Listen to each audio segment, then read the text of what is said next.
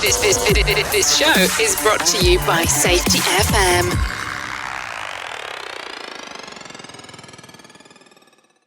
What's up, peeps? Welcome back to Rebranding Safety. This week we are kicking off our next mini-series.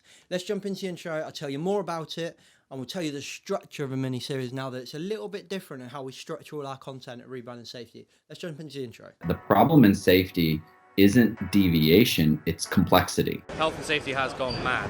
Health and safety is trying to unpick having gone mad in the past. There's no one solution and one problem. The problem is that we are looking for one solution. Does the structure of the team allow them to flourish? Feel safe enough to be uncomfortable. The environment defines our behaviours. People aren't the problem, they're the solution. Rebranding Safety, crushing the stereotype. Brought to you by Riskfluent. What's up, peeps? Welcome back to Rebranding Safety. Rebranding Safety is the YouTube channel and podcast doing exactly what it says on the tin. We change the perception of health and safety, and we do that right here. So hit that subscribe button and the bell and all those things that do the magical algorithm thingy-majiggies. I bet that you guys can probably quote that line as well. I feel like one day I'm going to go to the expo and people are just going to walk past me and say that.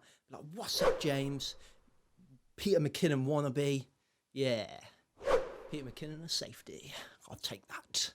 Anyway, get back into it, James. Focus. We are starting a mini-series, but a quick word from our sponsors and I'll tell you some more about it. So those of you that work in a small, medium-sized enterprise, those kind of businesses that are just absolutely ramo all the time, and safety is maybe something that just falls by the wayside. It's conscious and you do it, but maybe you just need to do a little bit better and you want some extra support. Paradigm Human Performance have the option for you, the solution for you. It's a HSE subscription service. Paradigm Human Performance is all about educating people. They're all about getting worker safety as a DNA of your company. They're all about teaching you to understand the subject matter expertise and exploit the subject matter expertise of the worker. Their HSE subscription service is designed to make you compliant, but it's also got that kind of HOP specialism woven into it. So this isn't a kind of system that you're going to implement and then have to work on in a few years, even though you do need to continually kind of keep it up to date, obviously. But this isn't a system that in 10 years time, 5 years time, 2 years time, you get, oh my God, I need to declutter. This has got HOP woven throughout it. So if this sounds like the option for you, then there's email address, phone number and website in the description below. But if you're not quite sure yet and you're thinking, who the hell is Paradigm Human Performance, then go to the website and check out the Learning Organisation webinar. Every Thursday at 2 o'clock, Paradigm Human Performance host a webinar giving away unbelievable amount of education, unbelievable amount of content, and the people, the conversations, the audience, the chat box is all phenomenal. So if you're not quite sure, you want to find out who Paradigm are they really what they say they are they really what James says they are? Go check out that webinar because you'll learn pretty quick. The caliber of knowledge in that webinar is top notch. It really is. It's free of charge. And not only do you get that webinar, then the next one, you also, once you log in, you get all the backlog. And there is so much. So go check that out. Paradigm Human Performance team are there pretty much every week. Nearly all of them are there. You can just get to feel for them. You can hear them. You can see them. You can understand their expertise as well and their style and their personality. So you can not just dive in blind. You get to know these people before you sign up. So go check Paradigm Human Performance out. Email address, phone number and website in the description below. And just a quick comment from Project Mollitiam, which is my company co-founded with Colin Nottage.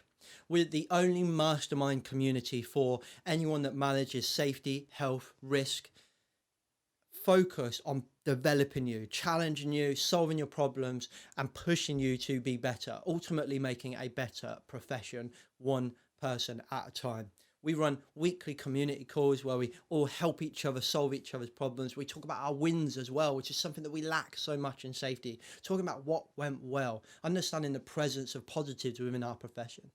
We also run a philosophy call, which is the only safety philosophy call, regularly, conversation, whatever you want to call it, being had in the safety profession. There's nothing like that anywhere else. We also run a book club where we read books, obviously, and then we come and learn about what other people learned from the book, which is kind of like reading a book and learning from it on steroids. And then we run a quarterly wagon wheel, which is a mastermind event 3.5 hours on a Saturday morning. You're like, what? I'm not doing 3.5 hours on a Saturday morning. It's worth it. You get a keynote speaker, but then not only do you have that keynote speaker, you get to go in a workshop with that keynote speaker and get real up close personal conversation with them about how you're going to use the information that they've just told you.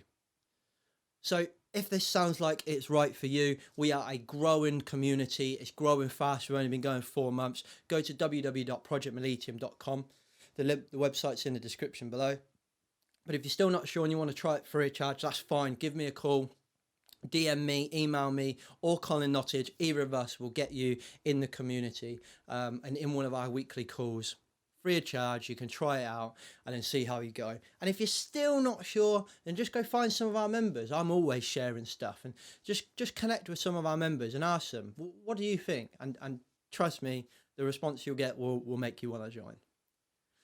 Okay, let's jump into this kind of year's mini-series. I don't know. We're going to do another mini-series maybe this year. Actually, no, we're not. We're not this year. This mini-series runs all the way up to next year. What? Yes. But we're doing it a little bit differently than what we did the last mini-series of Safety 1 and Safety 2. We're only going to do the mini-series episodes on the first Monday of the month going forward. The reason for that is because, well, we wanted to give you a bit of diversity of our content as well. We didn't want to just be talking about this all the time. And, you know, Safety 1, Safety 2 mini-series, it was every week, and it was a long slog. And I think that maybe some of us were a bit like, I could do with some normal content. So there will be a mini-series episode out on the first Monday, then there'll be on the following Wednesday-ish, there'll be a reflection episode from me, but then the following Monday, we'll be back into kind of normal random content. So what is this mini-series about? Well, I was actually a bit nervous about this mini-series because this mini-series is all about diversity. And diversity is a really sensitive space, and one that is a bit of a minefield when you're having open and honest conversations around how to speak and what words to use and what's right and what's wrong. And some people open up in this mini-series and tell us some really personal stories for them. Excuse my phone. And I was really nervous about saying something and that being interpreted the wrong way because, well, I have a unique way of talking really, and sometimes I can do that and not realise that tone is very important. So I just wanted to kind of use this opportunity to say a little kind of caveat, a little bit of a disclosure that this mini-series is coming from the right place. I think in a safety profession, our lack of diversity is causing our problems. I think our lack of diversity is meaning that is resulting in a lack of innovation, a lack of development, a lack of new ideas. So I'm doing this to kind of expose stories, to show the benefits of different diversities, from gender, from ethnicity, from sexual preference as well. And the aim is to try and show the potential and expose the stories and the challenges that these people have gone through and what makes them so resilient and what makes them so beneficial to your company. So please keep that in mind as we're going through these conversations, because it is a very difficult conversation to have. And I'll say something like this at the beginning of every episode, because I don't want someone to misinterpret anything that either me or my guests have said. Just please understand that both me and all of our guests are coming from a position where we want to make the safety profession better and more diverse and more inclusive. Thanks for just bearing with me on that. I appreciate your time. Okay, so who are we talking to today? Well, we're kicking off this episode with someone who is getting increasingly popular and is such an amazing lady. And she's experienced some challenges through her career. And she tells us very honestly about these challenges, and we talk really openly with each other. And it's a great episode to kick off this mini-series. Today's guest is Jessy Gomes. So please enjoy, get in deep, listen to Jessy's story, and then we'll continue and kick off this mini-series of diversity within the safety profession. Let's go. Right, Jessy, welcome to Rebranding Safety. Thank you for inviting me. That's all right. Thank you very much for coming on. We've been chatting for a hell of a long time trying to get this going. So it's actually really nice to press the record button and have a good chat with you. Thank you for inviting.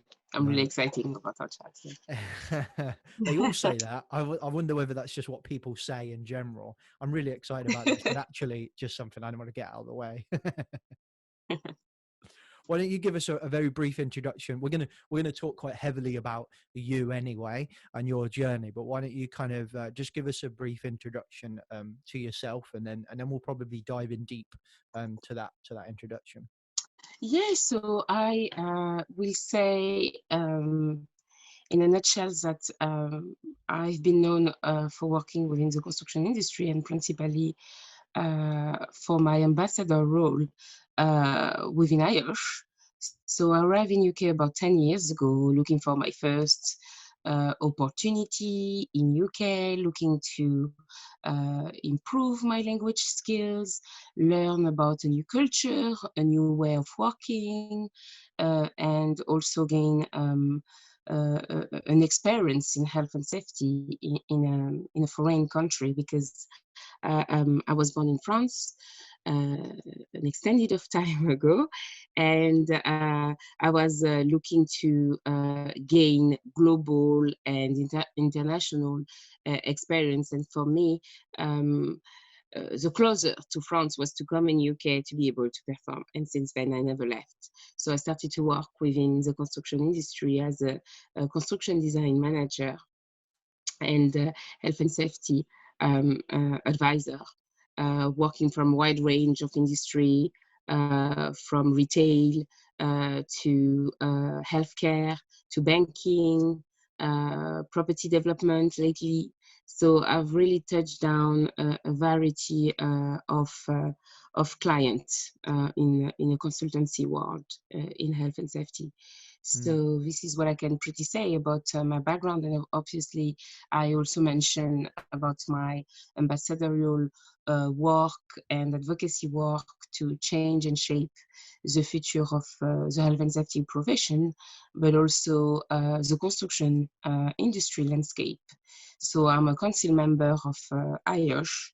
I've been elected by the membership, and I'm using my voice as much as I can to reflect the view of the membership into IOSH as a global health and safety organization for globally. So it's what I do at the moment. Yeah.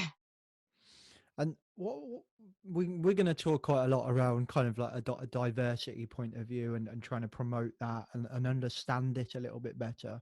And I think understanding it, like, and that sounds a bit kind of maybe naive in a way, but like I do think it's important for us to kind of maybe separate ourselves from what we see in the media and social media when we talk about diversity, but to actually understand the people in this, because in the end of the day, you know, when we're talking about diversity, we're talking about people.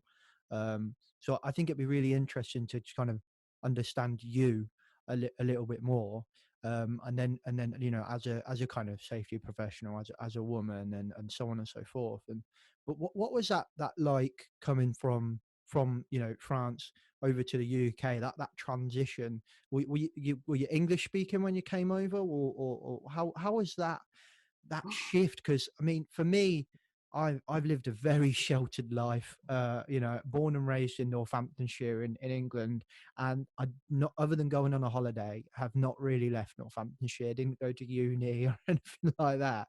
So for me, you know, that just seems like a challenge that I couldn't even imagine, going to a different country with a different language, trying to start a career and so on and so forth, find somewhere to live and all of those stuff. You know, just learning the culture and stuff like that, even though it's still within the, you know, the European Union, so to speak. That still must have been a massive shift. It was actually, because coming from France, you will think that they a global interest and everybody knows about being able to express themselves and understand the English language, but the reality is not that shiny, because when I was in France, despite having studied English, when you don't practice it every day and you don't have this living experience, it's not the same. So the milestone and the leading event for me to come in UK, it's when I always been a practical person. I did my study in sandwich course, which is mean I was studying, but also I was working, and really practical experience. So I finished my bachelor degree, which was in risk management in biological industry. And at that time, I was working for a manufacturer. They manufacture jam for the cake industry, ice cream industry. I finished my internship there, and I got the opportunity to have this global role within the organization, something incredible. And I applied for it, and it was like a global interest role. And it was about a sustainable development and being the sustainable director in France, and being able to interact with your other counterparts, colleague all across the world. So I went for the interview, could come across really well speaking in French and describing what I did for the company during my year internship and the various impacts that I had.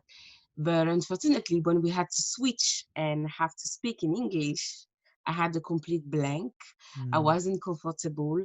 I couldn't have the words, and I couldn't express myself. So as a result of that, I just didn't get the job. And I promised to myself that I will never miss a job opportunity because I just don't speak English. And for me, this is when I decided that I'm gonna go abroad.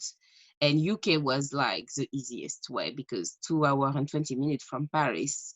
It was really the great alternative for me to come in London and to learn English from this living experience point of view. So of course, it was a lot of challenges. The only things I could do when I first arrived, it was smiling at people, because people said something to you, and it just don't go through your ear. This is simple as that. The communication channel wasn't existing. There were no communication from my hands. The only things I could respond is like with a smile, and the smile was like, I'm sorry, but I just don't understand what you're saying.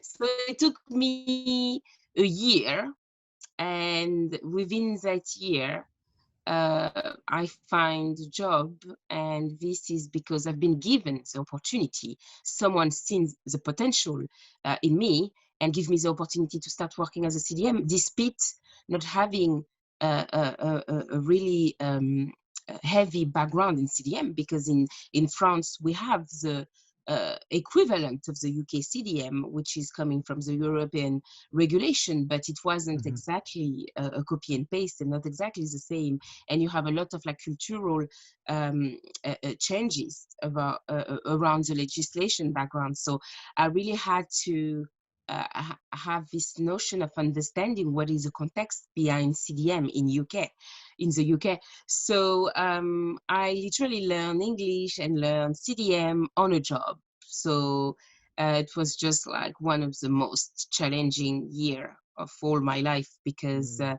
had to sit down and in front of men, because this is the reality. I remember one of my first meeting, and it was a design meeting on site, lot of noise. I was like quiet, really, really shy, and I had to speak as a CDM advisor. You will expect to be really expressive, to be really confident, and I wasn't. This is the truth. I wasn't coming across as I come across today.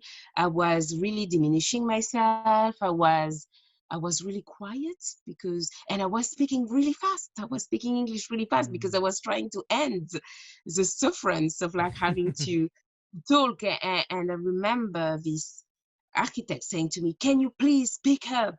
And I was like, oh my God, I had like sweat, and it was really, really hard. And you know, when you become uncomfortable, it's when the growth happen. And I mean, didn't have another choice. I was there, I had the job, and I had to grow really quickly. So I had to exponentially increase my knowledge of CDM, increased my confidence, increased my communication skills, increased the way I express myself, the way I understand, the way I listen to the client, and I feedback. So it's been like the most the learning experience. So I will never forget, because it was really painful. So, and also you look different as well, you know.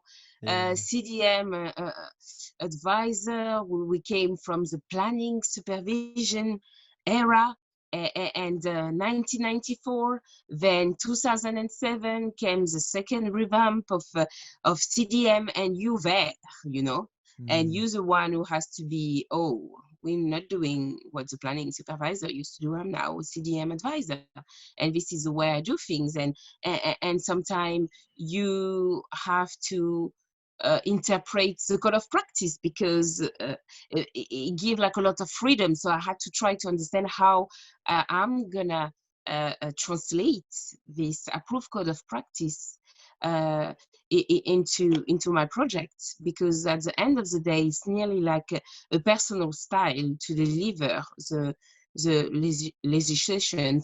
You follow the legislation, but you also have to find a way to walk through with your emotion and your emotional intelligence, principally. How do you understand the client concern in terms of cost, in terms of timing, and how do you communicate with them to try to say that you can't compromise the health and safety on site?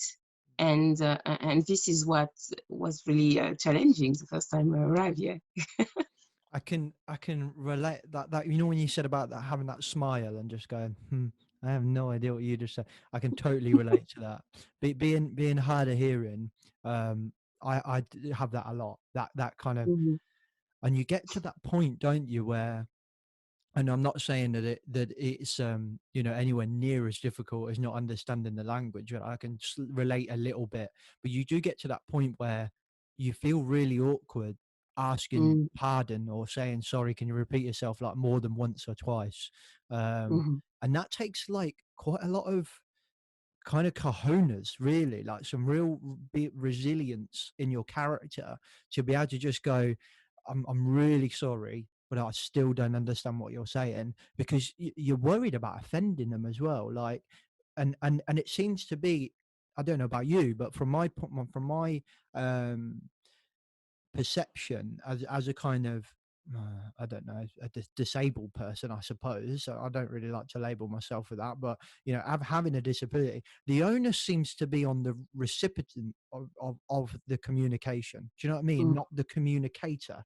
Like I feel like when you go, sorry, I didn't understand that, they just say the same thing again. Like, and it's like, well, that's not going to work, because obviously I didn't hear you right the first time round. Like, there's no slowing down or explaining it in a different way, or maybe enunciating a little bit. The emphasis is always on the recipient, the communicatee, as opposed to the communicator. I feel like we need to shift that. I don't know. Was that your experience as well?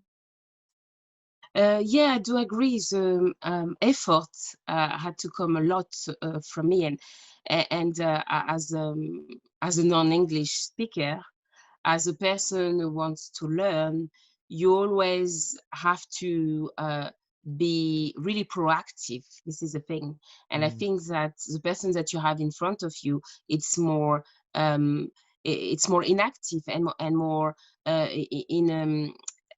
have less proactivity to try to help you out. So the effort is really coming from you, and sometimes it's like, it's just don't go, it's just don't pass, you're here.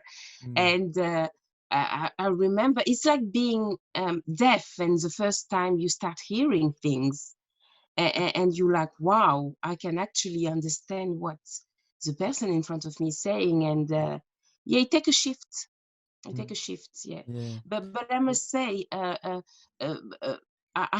been really lucky, because I had a mentor, and he was like really good to repeat things, correcting me, because I know that there's a bit of a stigma of like British people thinking like, oh, I'm not gonna correct, it's not polite, they're not gonna be.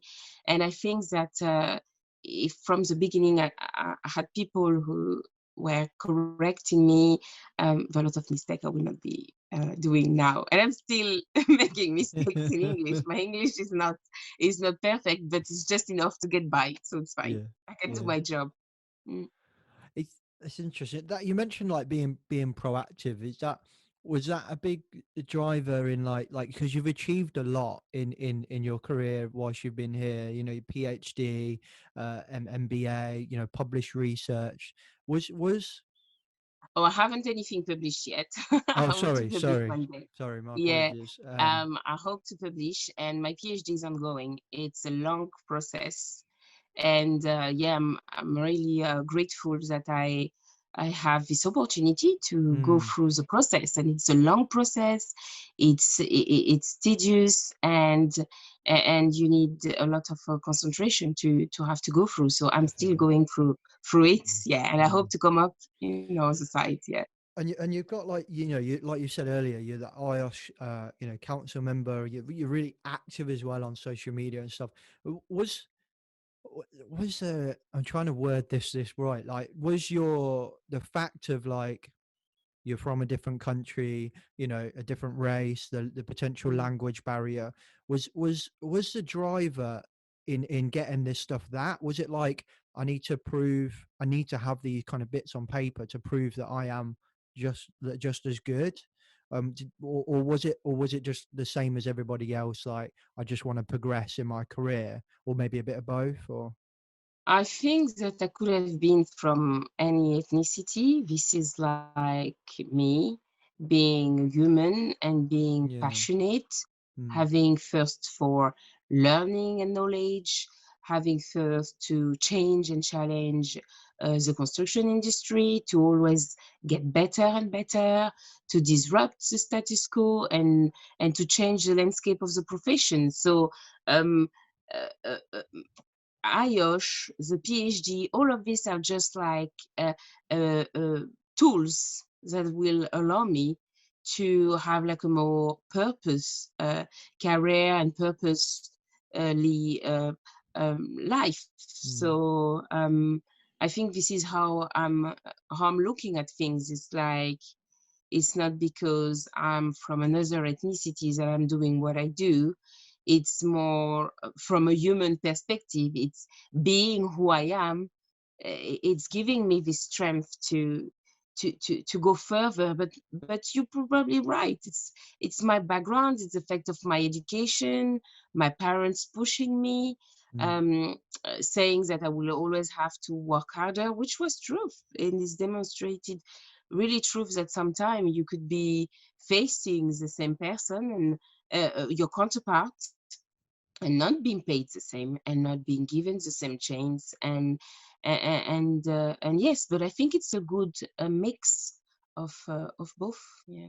because the reason I came to that question, I was just thinking about it whilst we were talking, and I listened to quite a lot to. It's a kind of cliche, but I watch a lot of Gary Vaynerchuk, and he's like a very successful. For those that don't know, like hugely successful trader, a businessman, etc. in America, and it emigrated at a very young age with his parents from Russia, and he talks about that quite a lot. In that, you know, he says, you know, businesses should be looking to employ more immigrants to their business, because these are resilient people. These are people that will work a damn sight harder, because when they got here, you know, they weren't given that kind of that, you know, they were given nothing. It was they've made the decision to come over, potentially a language barrier, and they've had to work it themselves. So he kind of comes at it from that perspective, that, you know, they're more resilient and they work a lot harder. I'm not saying that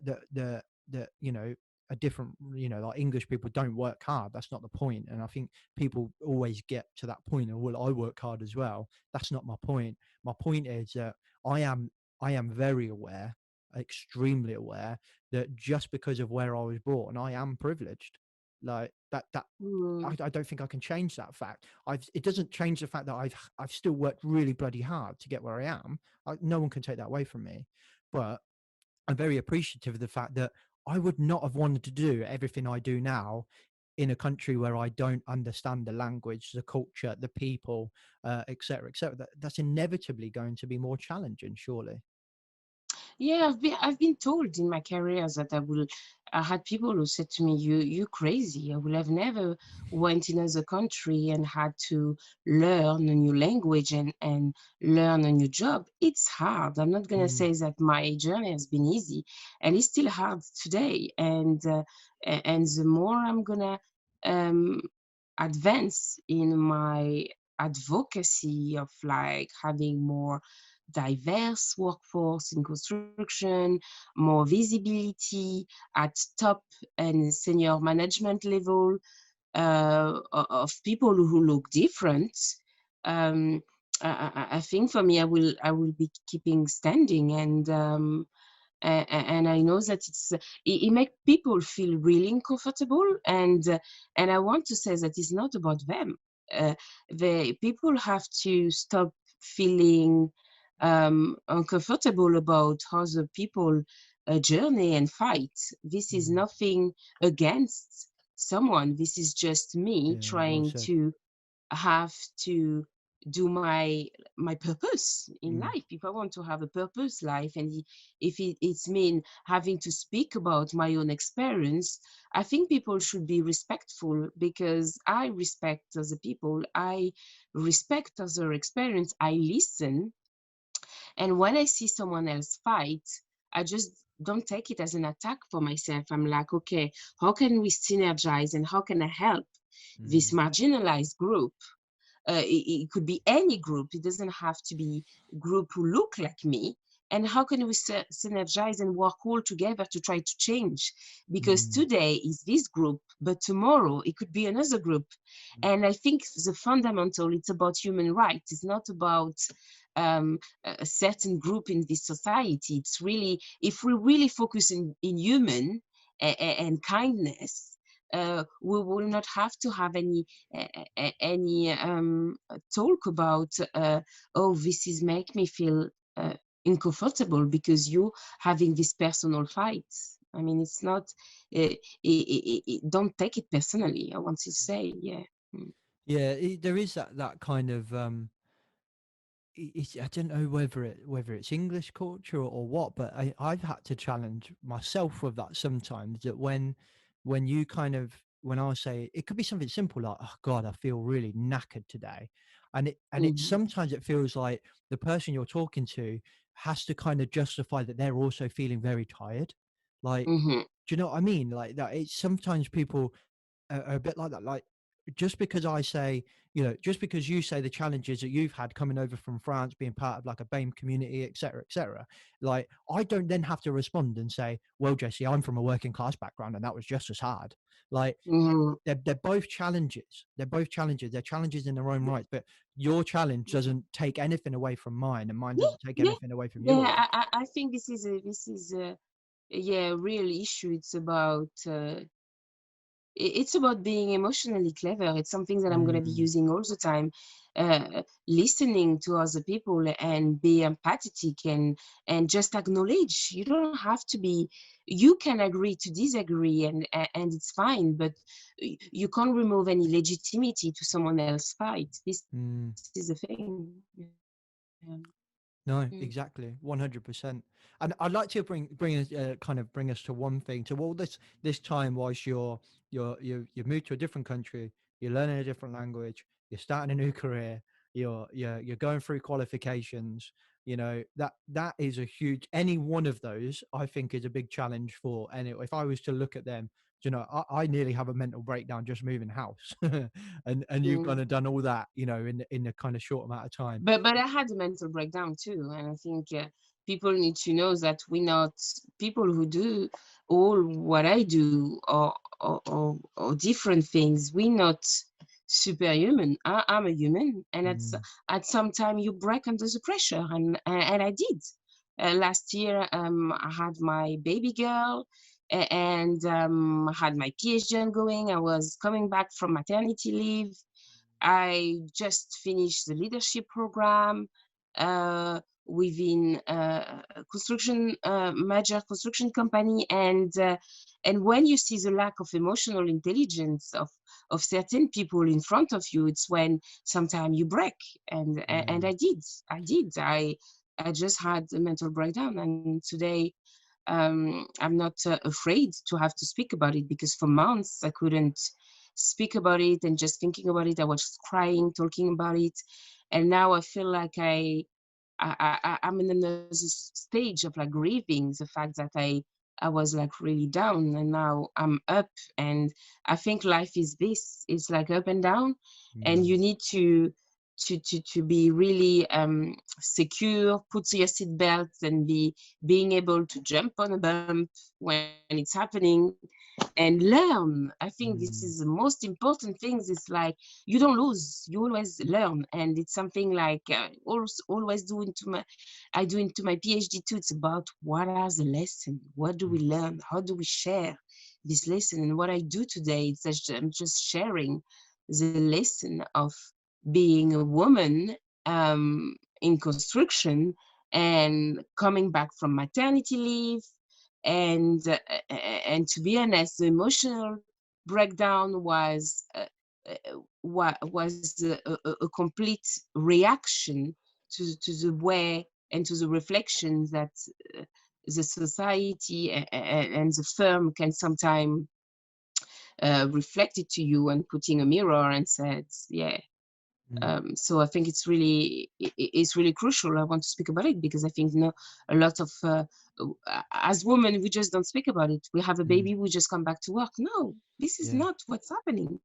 We have things going through our body. You full of hormones when you come back, and proper risk assessment should be done, and the way people talk to you, the way your return is dealt with, it's crucial. I think it will avoid a lot of women to go into postnatal depression, because it has to be a systemic approach within the organization, and the rehabilitation and the return to work from parents from maternity leave need to be really, really well viewed, and you can't just let one standalone manager do whatever he wants when a woman come back. It's like there are a lot of implication in the woman family and life and mental health. You went to the exact place I was going to try and take us to. So well done. And that was what I was going to say, is for all this time, and then you decide to have a baby as well. And I've just had our baby in the house. And congratulations! Yeah. Thank you. And I was going to say, that in itself is, and I know everyone says it, and everyone knows the obvious stuff, the sleepless nights and stuff like that, but it's so much more than that.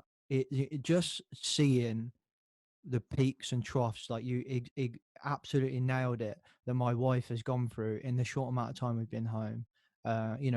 She's been, her and the baby have been home now for just coming up to a month. Baby's about a month old. So it's not just the sleepless nights. It's all of this other stuff. It's that, what are you trying to think about? It's the money. It's the baby. It's the constant worrying if you're doing something wrong. Right? Is she too hot? Is she too cold? Is she feeling enough? Why is she crying? I've fed her. It's all of this stuff, and that is just constant stress. Like, if we're talking about stress and well-being at work, we always say, a little bit of stress is good. Right, but prolonged stress is never good. It's a prolonged effect of stress, and you have like a lot of physiological effect, and I had to go through that, and it's just, you can't just keep going with that amount of stress. This is not human. The stress reaction and respond in your body is natural. It will allow you to fight or flight when you are in situation of danger. But you can't keep all these hormones in your body for a prolonged amount of time. And I had to go through that. And it was just, you just lose your mental abilities. You can't think straight. You can't take decision. and you have to take a step back, and you have to check back in. And it's something that I learned, James, during my journey of having to break down and putting the piece of Jessy again, and like being here and standing in front of you and in front of your audience to speak about it. It's a journey, and I thought I will never see the light. I thought that, oh my God, my career is finished. I don't want to work anymore in the construction industry. They just don't understand women. This is my experience once again, because I know that the people out there will be, no, we treat women really well when they come back. And I think that, yeah, it's good, but this is my experience that I'm sharing today. I think the key is there, And Jess. Sorry, Jess. Look, the key is there is context. I think. So I will kind of exactly nail what I think you're trying to get at. So I would never ever say that I have ever treated a woman unfairly, but I would approach a maternity return to work risk assessment in a completely different light. Now I've seen my wife go of through what she's course, done. yeah, So of course. context, I think, in a lot of places, and I think a lot of men can go through, childbirth with their wife, and it depends how we look at it. I have just, I think through all the work I've done in the podcast and safety and trying to learn a bit of psychology and sociology and things like that, I've been really lucky to be in a place where I can look at it a little bit different. And Jesus Christ, I would look at a return to work so differently now. And I think there's more that needs to be done from a policy point of view. Just from that, I think we fail to. I've always said, I feel like we're a one problem nation and probably a one problem world. So we talk about maternity, for example, we can only talk about that. Or let's actually, here's a good example. We talk about the gender pay gap, right? So that's what we're going to talk about. We focus on that. How do we do? We need to kind of pay women more so that it brings the gap up. But there's an amazing documentary on Netflix where they talk about the gender pay gap, and it basically says one of the main contributors to this is actually it's a parental pay gap. Because one of the biggest challenges is women take anything from 9 to 10 months off of work at some point in their life. Now, you take any man out of their workplace for 10 months, they will inevitably fall behind as well. So where we look at countries that have a more balanced approach in paternity leave, not just maternity leave, they allow the fathers to be able to take some more time off. They allow the fathers to be able to become the work from home dads. That's more socially acceptable. And we have the shared parental leave now, which is a good thing as well. Yeah, but I have to steal that off my wife. Sorry? I have to steal that time off of my wife. If I want to take increased paternity leave, she has to reduce her maternity leave. And I don't think and she has to that's return fair. to work. This is the thing. Exactly. And the family is breaking down because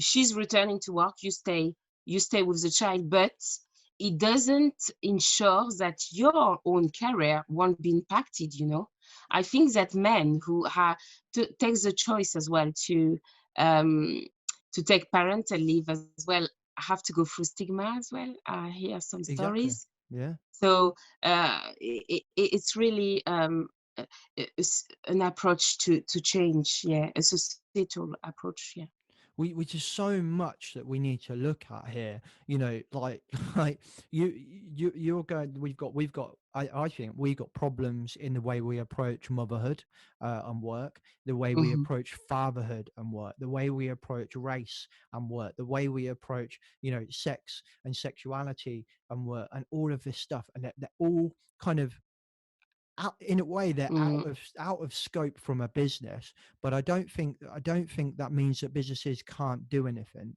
I think you're seeing businesses like, I follow a company called Social Chain on social media, and they're quite big in, they've just employed a couple of roles in the business that are just there to focus on people.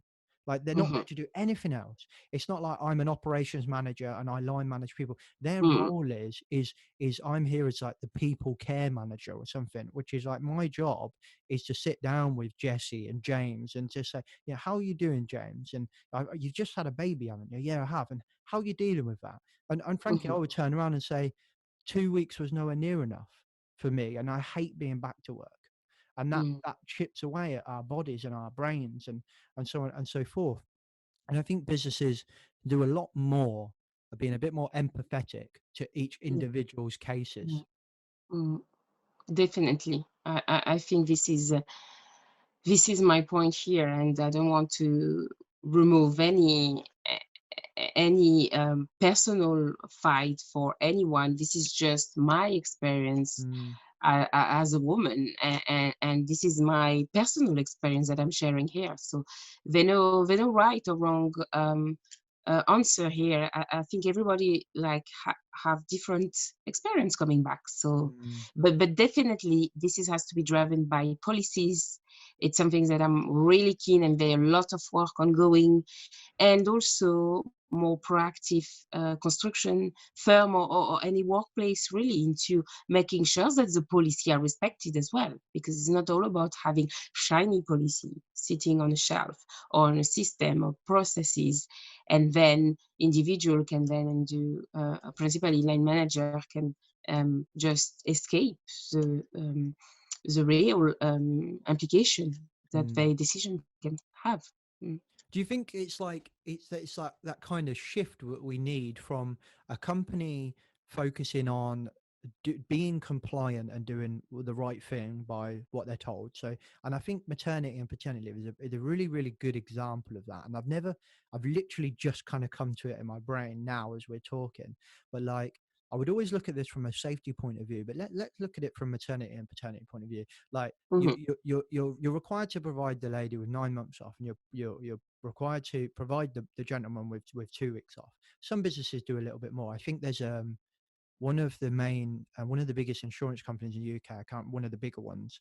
I'm sure they provide the gentleman with 6 months optional like paid leave, or like it's what they call the enhanced maternity leave. Yeah, they give them an enhanced leave, and I feel like that for me is a shift from doing what we're told to do to actually looking after our people, and not just saying like, oh Jesse, I look after you because I give you what I'm told to by law.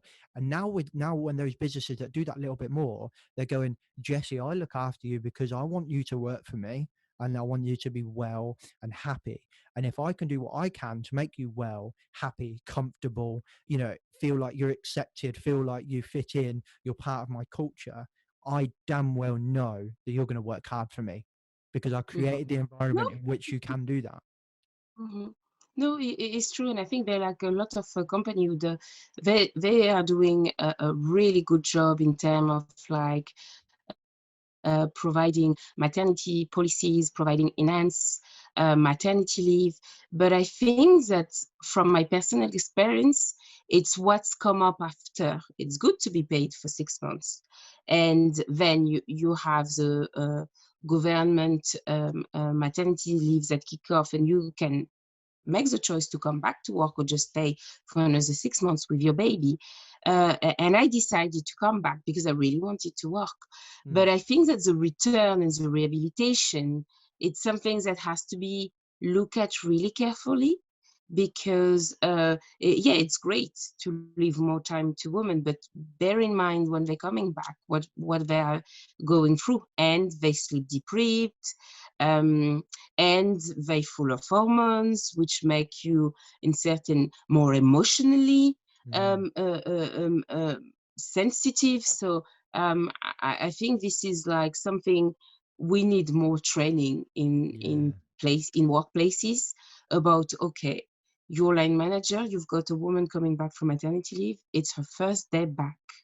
You can't stress her with jobs that need to be done within 2 days. You can't change her role on the day she's coming back without prior her speaking with her. It's simple. When you have to do change, just speak with the person. And there are a lot of like shifts you can't do on a first day, just because that's the physiological state a woman is when she's coming back. It could trigger a lot of things. Yeah, because you're kind of and I'm speaking from my own experience, like a completely different person. Like I am completely different person to what I was 4 weeks ago when I didn't have a baby. And But my you know, you have also hormones, new hormones coming. It's like there are a lot of interest about women and what's happened to their body, but something is going on into your body too, you know. And exactly. yeah, and it's true. I'm not the same person. I'm not No. the same woman before and after I had a baby. I, I I'm a new person. I look at things differently now, Yeah, and my yeah, priority is my child. I still want to fulfill myself as a human being, yeah, but I won't compromise my family yeah. and I won't compromise my relationship with my child. But it doesn't mean that I can't be a, a, um, a tremendous good workers. Yeah, I yeah, just need the amount of support when I first return. And I yeah. think that there should be like monitoring at least for 6 months when you come back from maternity leave. And what I find difficult is like you don't have to just stick with compliance. Mm, Just do things differently. Go beyond. Use your experience to say, oh, maybe we should be more attentive because we know that women after maternity leave are inclined to postnatal depression. So mm, we don't want to have to trigger anything going on. It's already difficult enough to have to return. You often have extra weight. mm, You often sleep deprived. mm, So it's all these things mm, that and you look at yourself differently as well. So and people might look at you differently too. It's mm. like, and you can be judged as well for any decision. Whatever you take, you always be judged. You back now, why are you back? Why don't you stay home a bit longer? um Yeah. there's no right or wrong answer. I always say that you have to go with what works for you. What do you want to do? What do you want to fulfill for yourself? And as long as you're happy as a mom, as a dad, as a parent, and your child is happy, is what does it count? Yeah. Mm. Did I just want to come on that point you mentioned there? Did you get a fee? Was that in your head then when you returned to work? You returned to work a bit earlier than traditional. Is that right? Than traditional. Yes, I did, and I So. think I was really ambitious about returning back, Mm. and I was too, as usual, I was too ambitious, too But ambitious. that's your right as a human, as a woman, as a mother to make that decision. And I'm assuming that wasn't, just you, it would have been a conversation with your partner and so on and so forth and family or whatever. But you make that decision. But was that in the back of your head then? I think what you were alluding to then, in that some people might be really questioning why you're coming back to work and maybe potentially questioning the relationship as a mother. Or Yeah, do you, they question that even before you go on maternity leave. The things is like I didn't start my maternity leave before 10 days before my due date. wow. So I actually was trying to keep myself active. And you know, when you work, you keep yourself active. You leave Yeah. home, and for me, I wanted to keep that activities. And I'm not working far. I wasn't working far from the office. So for me, but it was really hard. It was Mm, really hard. So up to 10 days before my due date, fair play. I went and I walked to the office, and people have something to say. Wow, why are you doing that to yourself? And if I had to do it again, I would have done things differently, to be honest. Okay. And I think the interesting thing here is as well is like if you're just sticking, I think this my what I'm going to say next kind of applies to much more than this maternity point of view, but I think this is a good example in that, ensuring that you're having that good maternity leave, the good return to work, etc. The groundwork is laid from a business point of view way before even before you even know that lady is thinking about having a child, or even the man is thinking about having a child. It's like So the way what I'm trying to get to you, if you imagine you had a very transactional relationship with your manager, for example, right? Mhm. So every time I'm your manager, for example, every time I ring you, I will say, "Hi Jessy, how are you?" And you give me an answer of how you are, and now I pretty much cut into that response and say, "That's really good. Have you done that report for me?" It's a very transactional. I only talk to you because I want something, right?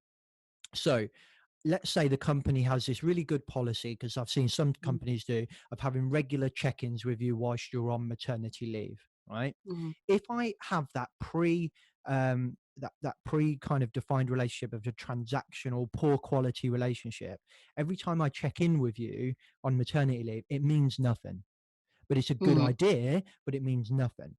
If I Yes. have a very kind of transformational, very relationship based conversations with you, for example, when I say, "Hey Jessy, how are you?" I actually care about the response, and me and you have a really good relationship as manager and kind of delegate or whatever.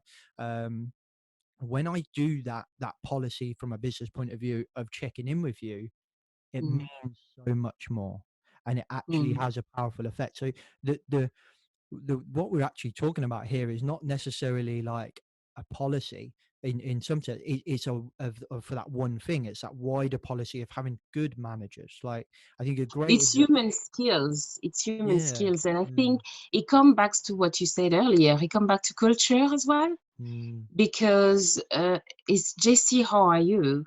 It's like people move on before you can even say how you are. yeah. Yeah. And sometimes you want to say more, but in UK it's like, how are you? Bye, how are you? And the person is already gone, and it's like it's this is really hard for me, because I'm French, but I also have other background, and in introducing this other background is it's really about caring. When you ask people how they are, you really listen, Mm, and it's something that even now, after more than 10 years in UK, I still just can't have my head around this "how are you" question, because when someone asks me, I really want to say how I am, and sometimes I'm being so French because I'm like, I'm having a bad day. I'm like frank, but yeah. people are not ready to sit down and listen really to you. Even if we've got all this, like, it's time to talk, time to listen. Why do you have to force people to have to do that? It should be every day.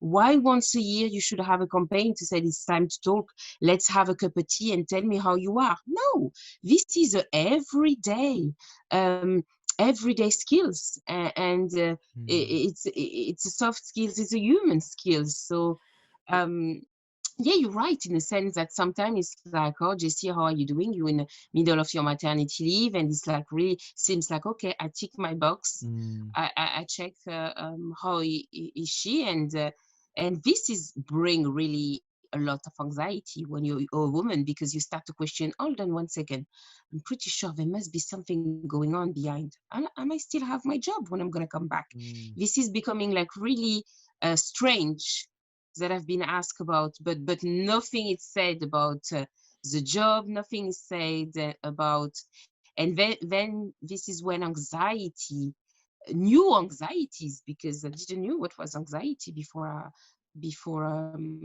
I got pregnant, actually, mm, because it's during pregnancy you start to see some shift in the ways that you feel as well. mm, So and anxiety was like, never experienced anxiety before on all my life. Yeah, mm, it's really was something really new for me, and mixed with stress and depression. It's really a cocktail you don't have to drink, James.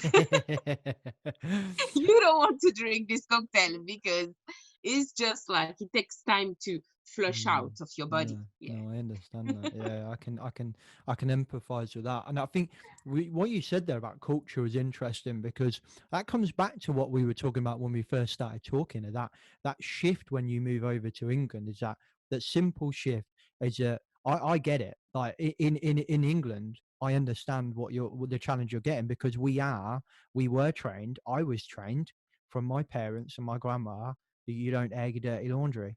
You leave the door very, very you have a face on, you have a front on, you look nice, you're presentable, and you don't talk money, you don't talk problems. And people say, how are you say, I'm really well, thank you, how are you? And that's it. And I remember myself as a young man, not even that long ago, I remember myself saying to somebody, when you ask someone how they are, like, it's just a figure of speech. I don't actually give a shit how you are. Like, I remember me saying that. I remember, because that was how I was trained in I think it is a very British thing. It's a very British thing. We do care. We really do care. But it's like we've been culturally trained to not air our dirty laundry. So in that aspect, when we're trying to make this shift now, I'm trying to tell British managers, for example, to be a bit more empathetic towards their what's it, subordinates, just to say, how are you? And actually listen to the response. They don't know how to respond when Jessy goes in her very French manner, oh my God, I'm terrible, I feel like I'm going to cry any minute. Or even worse, you actually cry. A British bloke would not know what to do. They would really struggle in that situation because we've never been taught how to deal with this stuff. And these human skills that you're talking about are absolutely vital, but we don't teach it. I had a really good conversation with Sarah Brummett a couple of weeks back, and we talked about communication. It's such a vital skill, but when are you ever taught to communicate? Ever? Like, think back to when someone was in school, somebody said, we're going to actually teach you how to communicate. Like, no one ever did that. It's kind of done through your experiences, which is not necessarily a bad thing, but it depends on, is your experience like around the world? I think that people who have traveled around the world can communicate a hell of a lot better than somebody like me who's just been in Northamptonshire, because it's been a hard slog. And I think having this podcast has really helped me learn how to communicate. So I'm speaking with people all around the world now, and that's been a journey for me. But that's just one example of how it makes somebody that's gone from one culture to another a hell of a lot more emotionally intelligent, potentially a better communicator, potentially more resilient as well. It's all of these things, which brings me to kind of my kind of next point, is that I feel like we need to shift our conversation around diversity from ticking a box as to like how many people from the BAME community are we employing? Right, yeah, that's a 20%. Great. How many Asians are we employing? Oh, good, that's another 20%. How many women? How many to the benefits of having a diverse board, of having a diverse management team, of all the, you will think completely different to how I think because of where you've come from and where I've come from. And that's a good thing. Yeah, I think it comes down to diversity of thinking as well, and this is something I'm really keen. It's not all about. Obviously, I have different ideas. I wasn't brought up in UK. I come from multicultural family. My parents left a country themselves, and then they arrived in France 40 years ago, and they had to learn. And I did the shift from France to UK, so it's bringing even more languages, and it's bringing more thinking and more ideas. So and I'm just craving to have like people who think different out there and being able to speak about their experience. I think it's so important to have a platform for everyone and not always the same people to be out there and speaking. And I think this is crucial. And if I'm here today, it's really to say to people who look different, to people who are disabled, have different sexual orientation, just go out there, just speak about your experience, because otherwise we just don't know what's going on.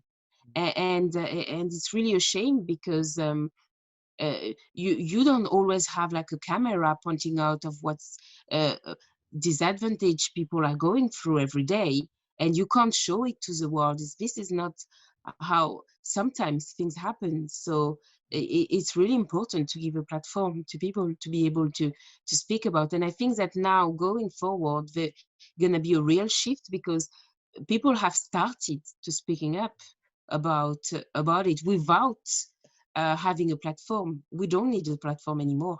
We're in the 21st century, and you just you just work on your branding, and you go out there, and sometimes it's painful because people are just not comfortable to hear about this.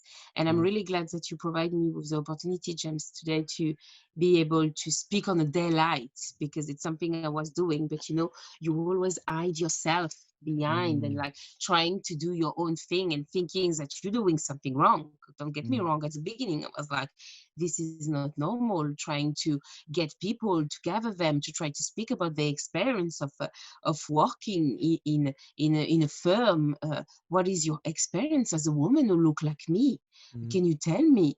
And I nearly feel bad to have to do that, because I said, I might get told off because I'm having this kind of like mini group, and we challenging the status quo. We're speaking about things that make people uncomfortable. So I think it's time to go out there, and we're getting there. I'm really sorry for the people who feel really uncomfortable about this message. It's not about them. It's really not about them. And what we need is people who can be themselves in someone else's shoes and think a second, okay, hold on, I'm here, I'm sitting here, can I think about how Jessy had to navigate the construction world being a woman, and being on top of that other things, on top of being a woman. And I think this is what we need. It's more people who have compassion and empathy. It's not a fight here. I'm not trying to get my point across. I completely agree that people have different opinion. So yeah, this is I think you kind of hit the nail on the head. It's about, for me, I think, as I've kind of, you know, said a few times, you know, born and raised in a very sheltered environment, very, you know, and you know, that'll take time to change, but you know, a very, very sheltered environment. Went to a very simple school, was not really destined to do very well at all, but my typical environment was, you know, white working class males was my environment. And then I was born and raised by my mum and my grandma. So two very clear environments. And it wasn't until I probably entered the working environment when I started to talk to, you know, Eastern Europeans, people from the BAME community, Asians working over here, and understanding them. And gradually over the years, over a very long time, you're starting to understand people's challenges, in which my perception of kind of discrimination and equality has changed. In that, you know, when people used to raise the conversation of equality with me, I would, and this was not so long ago, I would be coming at it from a stance of being like, well, I don't think we need groups like Black Lives Matter. I don't think we need groups like feminism, because we have laws in place that mean everybody can get a job.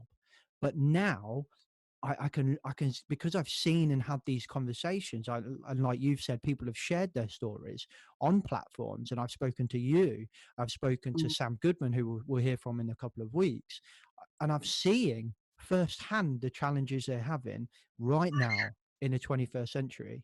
So I'm like, oh shit, this stuff actually really still exists. There is casual and systemic discrimination still going on. There is even blatant, you know, derogative statements and things like that. Sam Goodman shared a post the other week, you know, a kind of like being gay in America.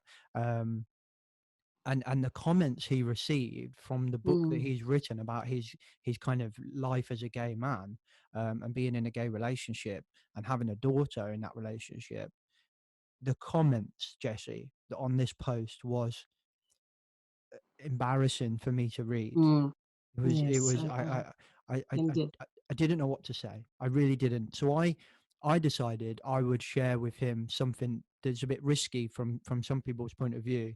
And I told him in the comments box, open to everybody, considering I have a reasonable following on LinkedIn, this could have gone really wrong. But I thought, I want to be honest with him. So I told him in this post, you know, it wasn't so long ago, Sam, I didn't understand why people are gay.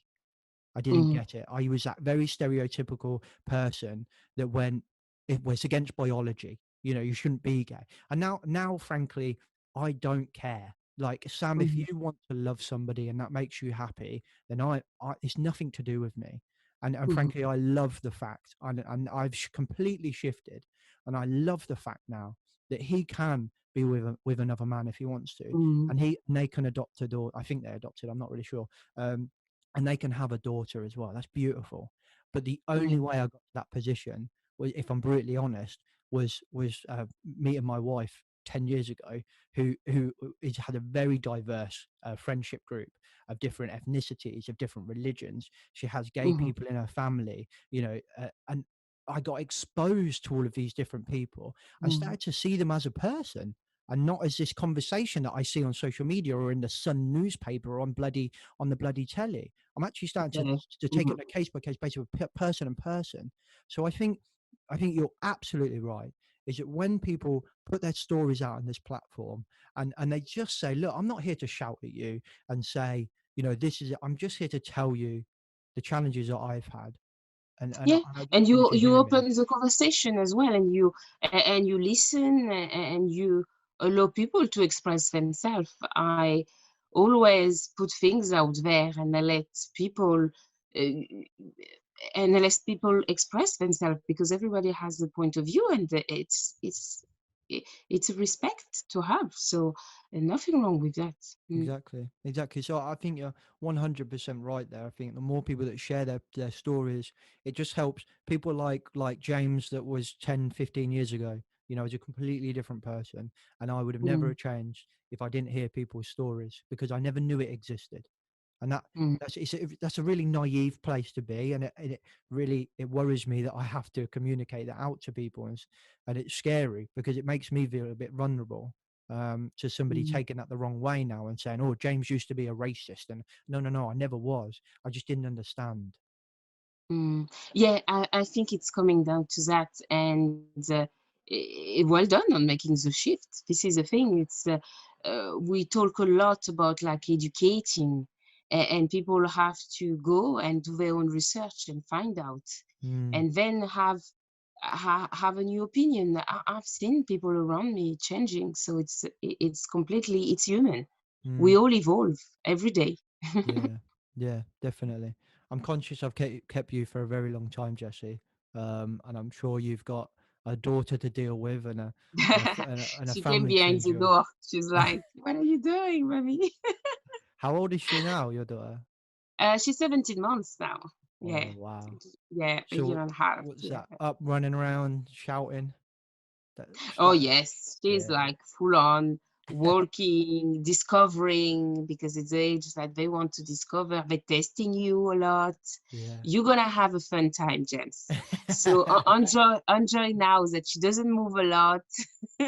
Yeah, I can lay next to her as I had a call this morning to 10 o'clock and I had a spare hour and I thought, I just go and give her a cuddle. And it's so easy. She just lays there. She doesn't move. Yeah, but going forward, she's gonna start moving. She's gonna have an opinion as well. She Yeah. can't express herself completely, but you can tell when she's happy, she's not happy. She tell you, and it's just it's really a fun time. Every day is different. It's like amount of like diversity of uh, on the development of a child is just amazing. It's Yeah. fascinating. I can't wait as well to just see her when she grows up. It'll be a different world.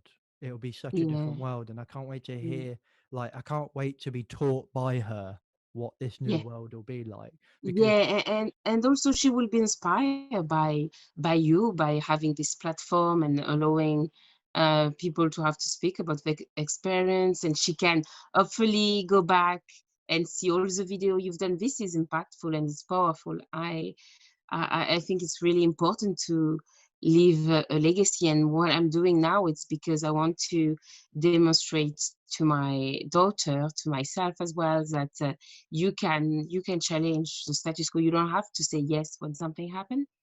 So and and you I can, think, it can be hard, but you can try to do, even if it's like a marginal gains, you could be part of like the change. Yeah. Mm. I think that's right. I remember not so long ago seeing all this stuff of Black Lives Matter, and me and my wife were sitting there and going, I want to do something, but I don't know what to do. Mhm.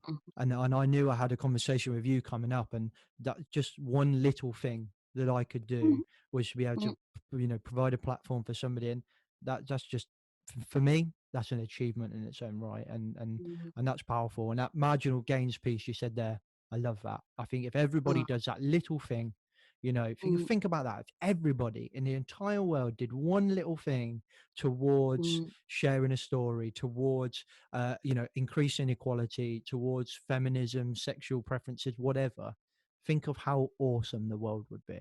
It'd be absolutely amazing. Mm. Yeah, I think I'm really I have a lot of hope. Good, good. Right, Jessy, I've kept you away from your daughter way too long, and I'm going to go see mine for a little bit. And actually, we can actually have our Saturdays back. Oh, thank you.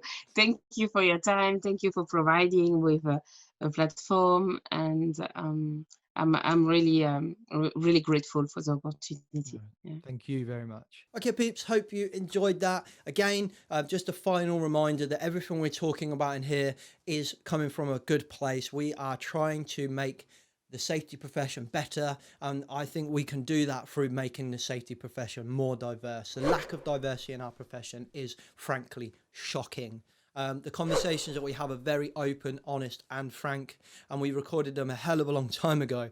This mini-series has been building for a long time. We got lots of amazing stuff coming on. We're kicking off with 2 very open and honest conversations. Firstly with Jessy, and then next month, on the first Monday of the month, we'll have our next episode of our mini-series where we talk to Sam Goodman, who talks about the challenges of coming out as a gay man in America.